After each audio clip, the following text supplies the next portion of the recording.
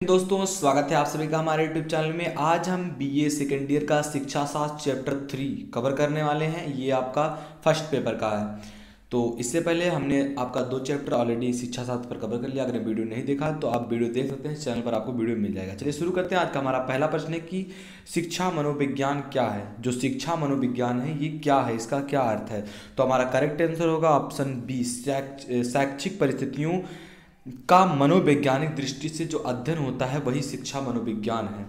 अगला हमारा प्रश्न इसमें है कि शिक्षा मनोवैज्ञानिक की अध्ययन पद्धतियों को मुख्यतः किन 2 वर्गों में विभाजित किया जा सकता है। तो आपका करेक्ट आंसर होगा आपका ऑप्शन डी, आत्मक और आपका वस्तुगत विधि द्वारा शिक्षा मनोवैज्ञानिक के अध्ययन पद्धतियों को मुख्यतः बांटा जा सकता है 2 वर्गों में। अगला हमारा प्रश्न है कि शिक्षा मनोविज्ञान की उत्पत्ति हुई थी, कब हुई थी। तो आपका करेक्ट आंसर होगा आपका ऑप्शन बी, 20वीं सदी में हुई थी। चलिए बढ़ते हैं हम अपने अगले प्रश्न की ओर।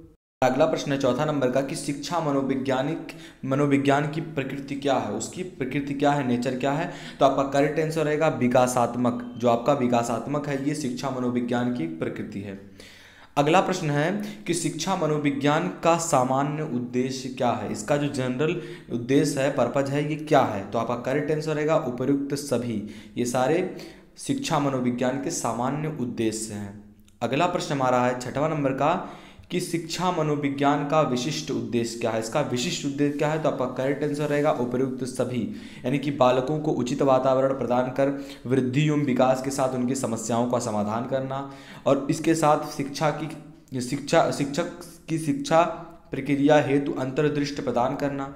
तीसरा आपका है शिक्षक को नवीन प्रविधि एवं पद्धतियों का ज्ञान कराना, यानी कि ये जो सारे हैं ये क्या है, शिक्षा मनोविज्ञान के विशिष्ट उद्देश्य। तो आपका करेक्ट आंसर उपयुक्त सभी, यानी कि डी करेक्ट हो जाएगा।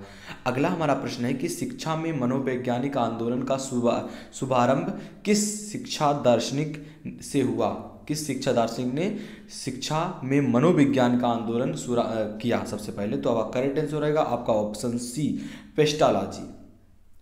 अगला प्रश्न हमारा है कि शिक्षा को मनोवैज्ञानिक स्वरूप में किस मनोवैज्ञानिक ने सर्वप्रथम दिया। तो ये आपका क्या रहेगा, पेस्टालॉजी। पेस्टालॉजी आपका क्या हो जाएगा, करेक्ट इसके लिए। अगला प्रश्न हमारा है कि 9वां नंबर का कि बालक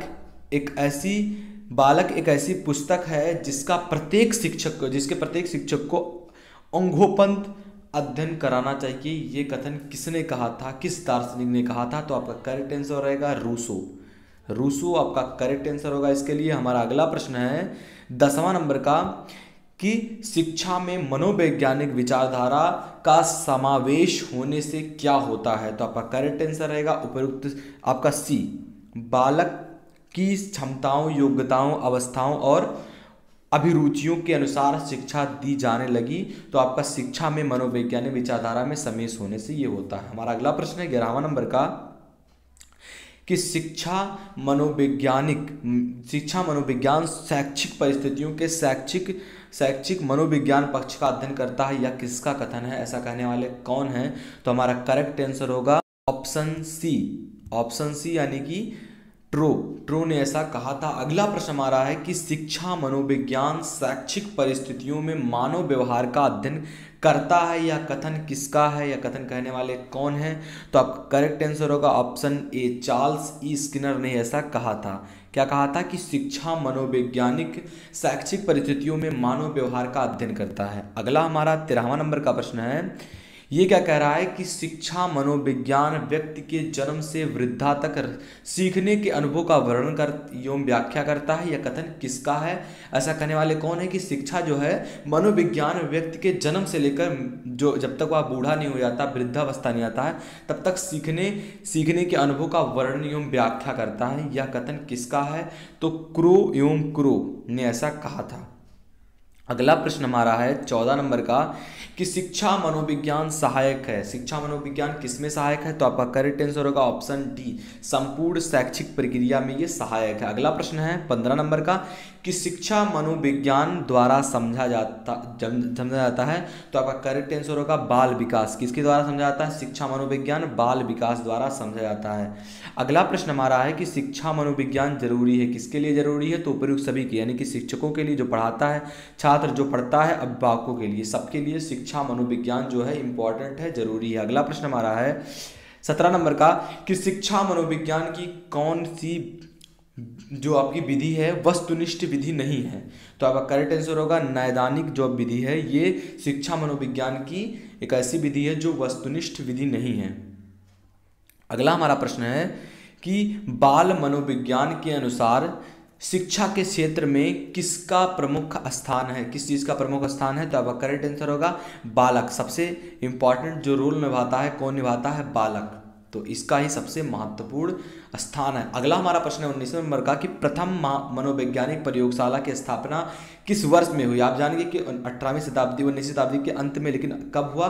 तो एग्जैक्ट जो आपका डेट है 1879 ईस्वी में प्रथम मनोवैज्ञानिक प्रयोगशाला की स्थापना की गई।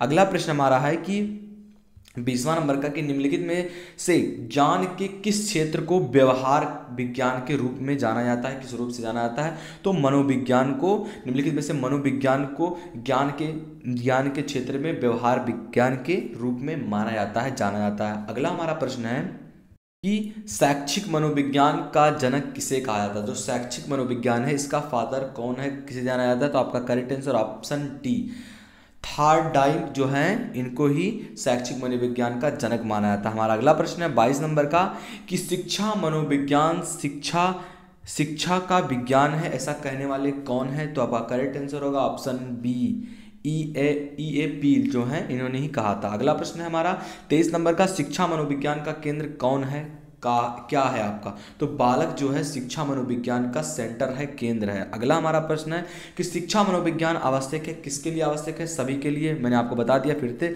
बता दें कि शिक्षक के लिए भी, छात्र के लिए भी, अभिभावक के लिए भी।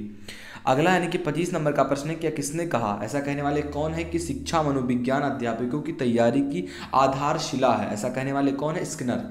अगला हमारा प्रश्न है कि कौन सी विधि शिक्षा मनोविज्ञान को विज्ञान बनाती है?